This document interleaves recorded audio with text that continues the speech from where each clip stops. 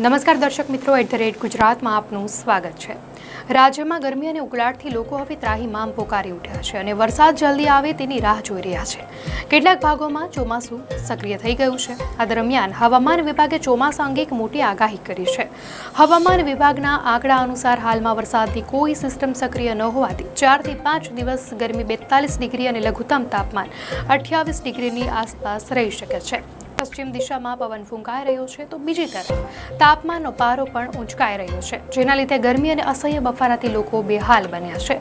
હાલમાં રાજ્યમાં વરસાદની કોઈ આગાહી નથી કરવામાં આવી। હવામાનની આગાહી અનુસાર 9 થી 12 જૂન દરમિયાન રાજ્યના દરિયાકાંઠાના વિસ્તારોમાં વરસાદી વાતાવરણ રહી શકે છે। આ સાથે થોડા દિવસોમાં ચોમાસું પણ સક્રિય બની શકે છે। અરબી સમુદ્ર અને બંગાળના ઉપસાગરમાં સિસ્ટમ સક્રિય થાય છે, તેથી 11 જૂનથી ચોમાસું આવશે। દક્ષિણ ભારતમાંથી હવે ઉત્તર ભારતમાં ચોમાસું એન્ટ્રી કરશે, તો 12 થી 15 જૂન સુધીમાં દક્ષિણ ગુજરાત, દક્ષિણ સૌરાષ્ટ્ર અને મધ્ય ગુજરાતમાં ભારે વરસાદ થવાની સંભાવના છે। આ સિવાય 22 જૂન સુધીમાં રાજ્યના મોટા ભાગના ભાગોને ચોમાસું આવરી લેશે। રાજ્યમાં 15 જૂન પછી વરસાદની સિસ્ટમ આગળ વધી શકે છે, તો 16-17 જૂનની આસપાસ સૌરાષ્ટ્ર અને દક્ષિણ ગુજરાતના કાંઠા વિસ્તારો સુધી ચોમાસું બેસી શકે છે।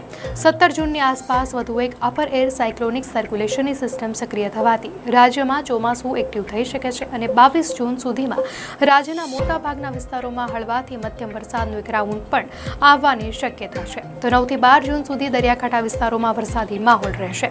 ગુજરાતમાં 12 થી 18 જૂન દરમિયાન ચોમાસું આવવાની શક્યતા છે। હવામાન વિભાગના મતે 10 થી 12 જૂન વચ્ચે ગુજરાતમાં અમરેલી, ભાવનગર, ગીર સોમનાથ, તાપી, ડાંગ, વલસાડ, નવસારી, દમણ અને દાદરાનગર હવેલીમાં ગાજવીજ સાથે વરસાદ વરસી શકે છે, તો 13 જૂને રાજ્યમાં વરસાદનું જોર વધી શકે છે।